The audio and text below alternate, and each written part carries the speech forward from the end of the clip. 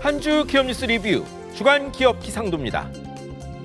기대에 못 미친 인공지능 관련 기업 실적과 미국의 일자리 불안감에 세계 금융시장이 휘청했습니다.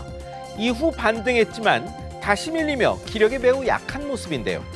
살얼음판 같았던 한 주, 맑고 우린 기업 찾아 기업 기상도 시작합니다. 첫 맑은 기업 SK하이닉스입니다. 여기도 미국 정부로부터 6천억 원대 공장 건설 보조금 받는다는 소식이 있었습니다. SK하이닉스의 대미 투자 계획엔 인디애나주 반도체 패키징 공장이 있는데요. 미국 상무부와 최대 4억 5천만 달러, 6,200억 원대 보조금 지급하는 예비 거래각서 체결했습니다. 대출 5억 달러, 투자액 최대 25% 세액 공제는 별도죠. 미국의 반도체 공장 끌어모으기가 그만큼 절실한 모양입니다. 미국으로서도 돈 주고라도 끌어올 회사로 인정받은 점은 좋은 일입니다. 다만 지원 대신 정보 제공 등 까다로운 요구사항은 부담입니다.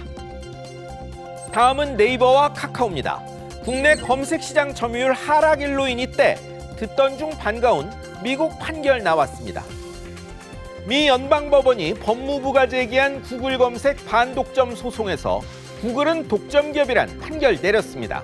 스마트폰에 자사 검색 엔진 기본으로 설정하려고 260억 달러를 썼는데 이게 경쟁사 안착 방해한 법 위반이란 거죠. 이렇게 독점화해 광고 가격 올릴 수 있었다는 설명 더해졌습니다. 국내에서도 네이버 다음에 검색 엔진 점유율이 빠르게 떨어지고 구글이 그 자리 채우는 와중에 나온 판결입니다. 구글 스마트폰 선탑재가 사라질지는 지켜봐야겠지만 국내에서도 네카오에 조금은 도움될 수 있다는 전망 나옵니다. 두 회사에는 양호한 2분기 실적이어 또 다른 호재일 수 있겠네요. 이제 흐린 기업입니다. 정산지연 사태 한 달이 넘어도 갈수록 태산인 티몬 위메프, 이번 주도 첫 흐린 기업입니다. 정부 대책에 금융권이 돈 못 받은 상품 공급사들 대출과 소비자 환불 나섰지만 갈 길은 멀고 희망은 흐릿합니다. 자구안 약속해 법원이 승인했지만 인수 최유력 후보가 인수 거절했다죠. 검찰은 압수수색 이어 본격 수사 중인데 부영배 큐텐그룹 대표가 위메프 인수 뒤 상품권 사업 티몬에 넘기게 하고 그룹에서 돈 관리하게 했다는 경영진 증언이 나왔습니다. 현재까지 이야기 종합해 보면 회사 돈 관리에 많은 허점이 드러나고 있습니다. 대출이나 카드, 결제 대행사의 환불 대행으로 해결될 일이 아니죠. 큐텐그룹과 경영진의 무거운 책임이 돌아갈 것 같습니다. 다음도 티맵프로 충격받은 여행업계 대표기업 하나투어입니다. 티맵프 탓에 이익이 쑥 줄었습니다. 갑작스런 예약 취소에 못 간다는 통지까지 티맵프 사태가 소비자들에게 불거진 계기가 여행 상품이었죠. 그 결과일까요? 1위 업체 하나투어 2분기 영업이익이 1년 전보다 10% 적은 37억 원인데 이미 출발한 여행상품 대금 티맵프에서 못 받은 손실이 63억 원이랍니다. 이거 없었으면 상반기 영업이익이 역대 최대였다네요. 티맵프와 계약 끊어 추가 손실은 없지만 상품 취소 위약금 부담 남아 있고요. 분노한 소비자들과의 분쟁에서 결제 대행사 카드사에만 부담을 떠넘기긴 힘듭니다. 이번엔 전자상거래 기업 쿠팡입니다.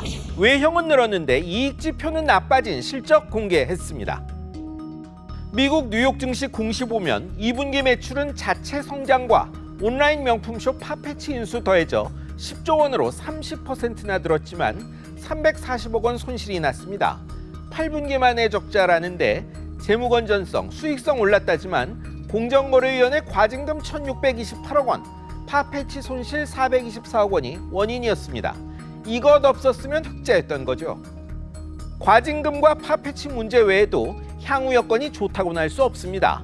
중국 쇼핑 앱과의 경쟁, 티맵프 사태에 따른 여건 변화, 회원비 대폭 인상에 따른 소위 탈팡족 등장이 변수죠.